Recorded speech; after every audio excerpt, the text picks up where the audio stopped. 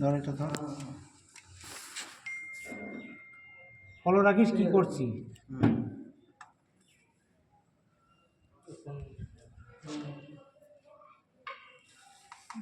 Gas এখন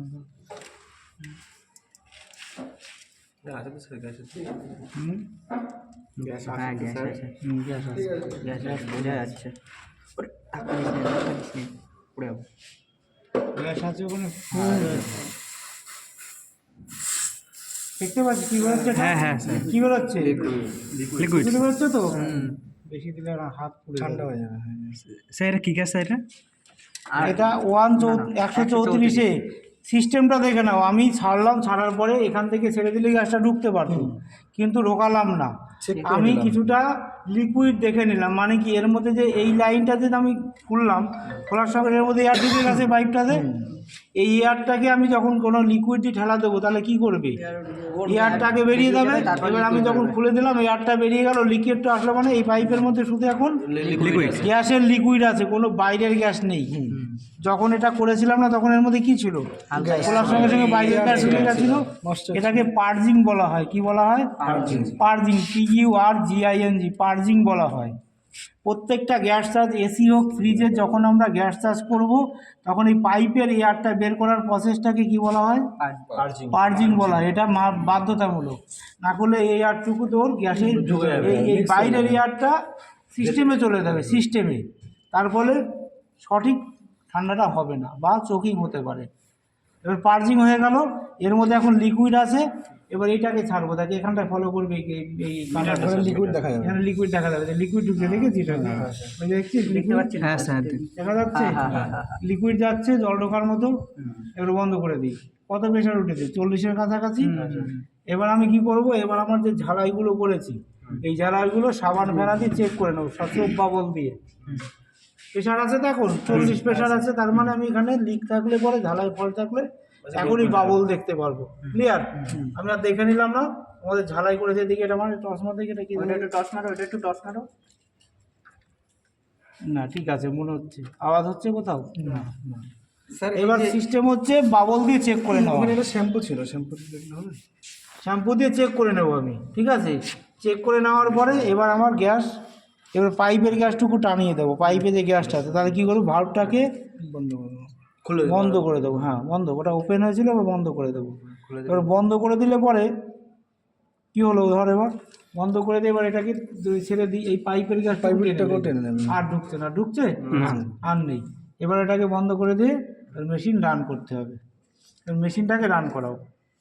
মেশিনটাকে run না, এটা এখন খুলবো না, তারপর যদি গ্যাস লাগে এখন চালিয়ে দেখে নেবো, কুলিং আসবে তারপরে। না ঠান্ডা হলে আর লাগবে না, যেটুকু দিয়েছি। এবার যদি মেপে নিতে পারতাম তাহলে খুলে নিতে পারতাম। সুইচ দে। এবার দেখ এটা ডাউন হচ্ছে আস্তে আস্তে। আমার ওটা ছিল নর্মাল প্রেশার ছিল, এবার টানছে যখন, তখন এটা ব্যাক প্রেশার শো করবে, রানিং ব্যাক প্রেশার। গ্যাস লাগবে না, কন্ডেন্সারে হাত দিয়ে গরম হচ্ছে কিনা দেখ উপরে। গরম হচ্ছে, গরম হচ্ছে মানে সিস্টেম চালু হয়ে গেছে, গ্যাসও ঢুকে গেছে। প্রেশার কোথায় আছে? 10 আছে, তার মানে আর নাও লাগতে পারে। ঠিক আছে, গরম হচ্ছে স্যার, গরম হচ্ছে তো। দেখি এখানে হাত দিয়ে, এখানটা এটা চেপে ধর, অনুভব কর শুধু ফিলিংসটা। গরম ভাব আছে, আছে তো, হালকা গরম ভাব আছে। উষ্ণ গরম বলা হয়, উষ্ণ গরম বলা হয় ওটা। সিস্টেম ঠিক আছে, এটাকে বলা হয় উষ্ণ গরম। বোঝাচ্ছে না, বোঝা গেছে? যদি গ্যাস কম ঢুকতো বা চোখ ফ্লোয়িংটা ঠিক মতো না থাকতো তাহলে এখানটায় গরম ঠান্ডা থাকতো।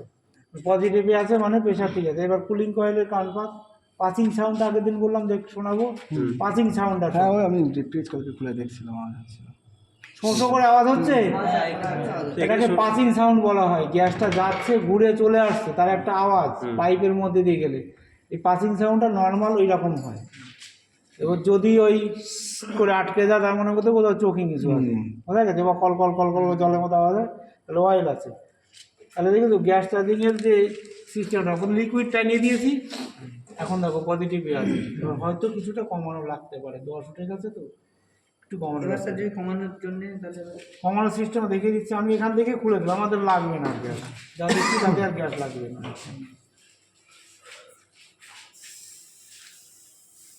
এটা বন্ধ করে নাহলে তো বেরিয়ে যাবে গ্যাস।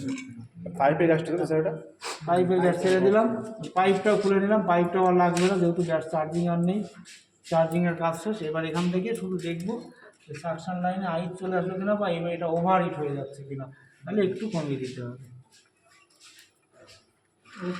হালকা করে ছেড়ে দিলে হ্যাঁ, এখান থেকে লুজ করলে এখান থেকে বেরিয়ে আসবে।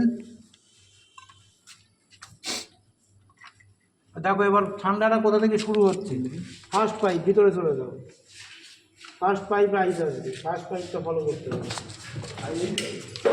এই দেখেন চাপ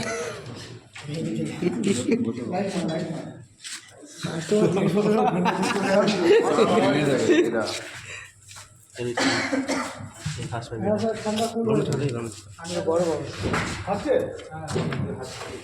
এর মধ্যে ঠান্ডা শুরু হয়ে গেল। ফার্স্ট পাইপ কোথায় ঠান্ডা হচ্ছে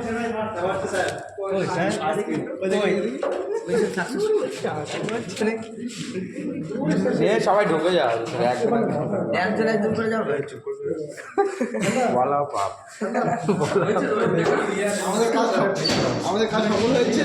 দেখি দেখি তুই দেখি তো। সবাই আমাদের কাজ সফল হয়েছে। হাত দেবা তো হাত দাও। একদম পুরো ঠান্ডা।